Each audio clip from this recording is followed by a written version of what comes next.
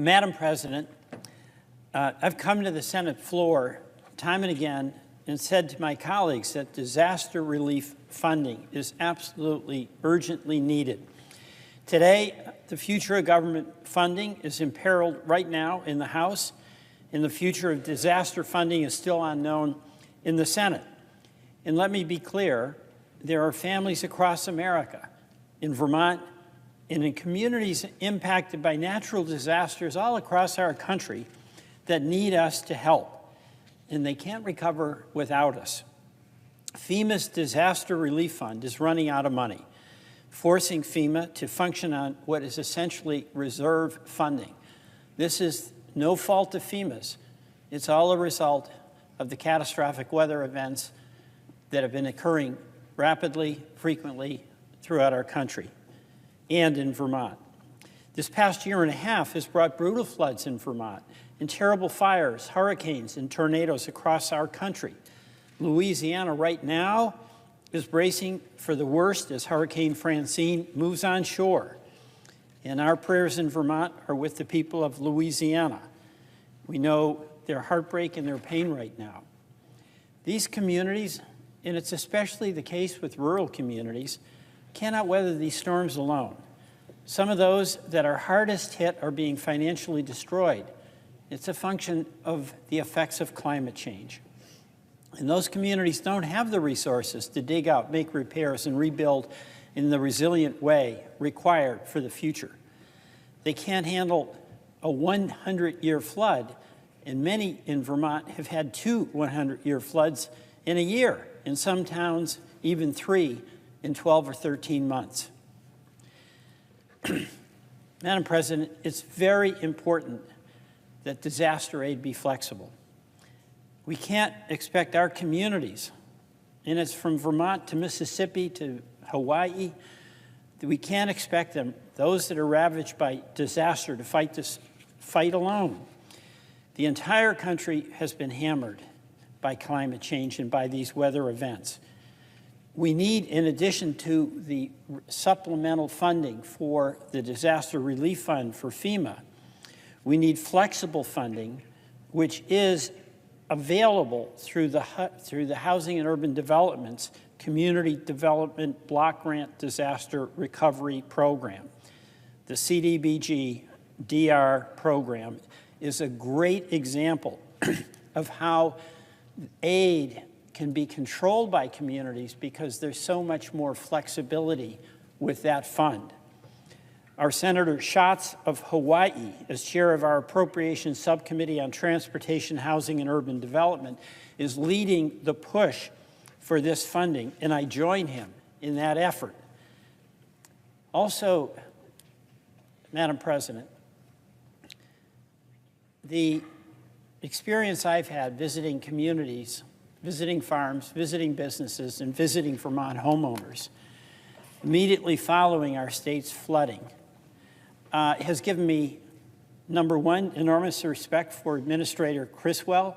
She was right there after the flood, along with her wonderful FEMA staff, doing everything they could to help communities. But once the immediate event has come and gone, and the repair and recovery has to start, it's going to take oftentimes a year or more for communities to repair bridges, to families to get an answer on whether they do or don't get a buyout, for farms to get what meager relief may be available.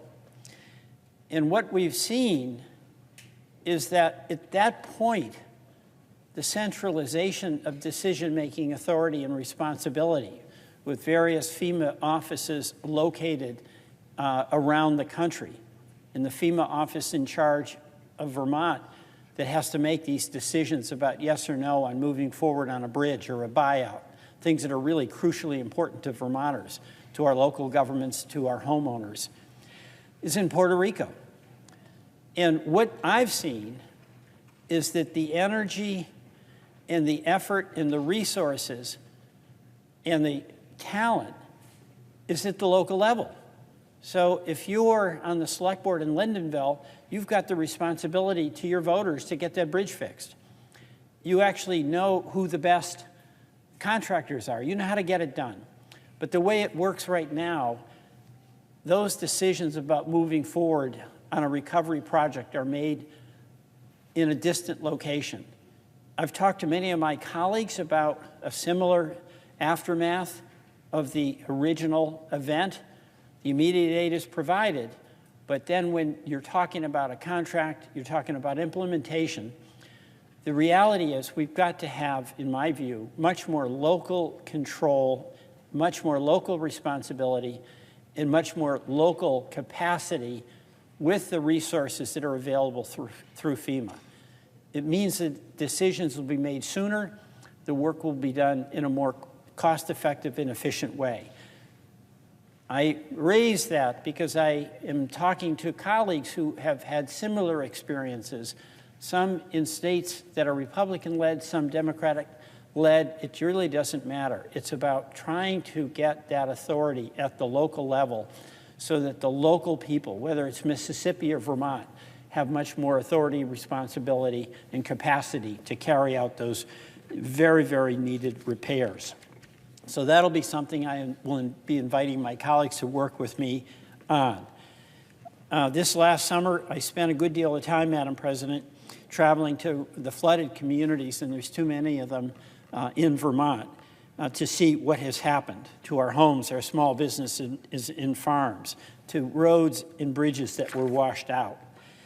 And folks across Vermont, in places like Moortown, in Plainfield, in Barre, and Barnet, St. Johnsbury, Peacham, Lindenville, and Hardwick are all reeling from what has happened. They're pulling together, they're coming back, neighbors are helping neighbors, but it is not going to get done unless we provide the supplemental funding with the disaster relief fund that is essential to the well-being of Vermonters, as well as the well-being of folks who've suffered from these catastrophic weather events across the country.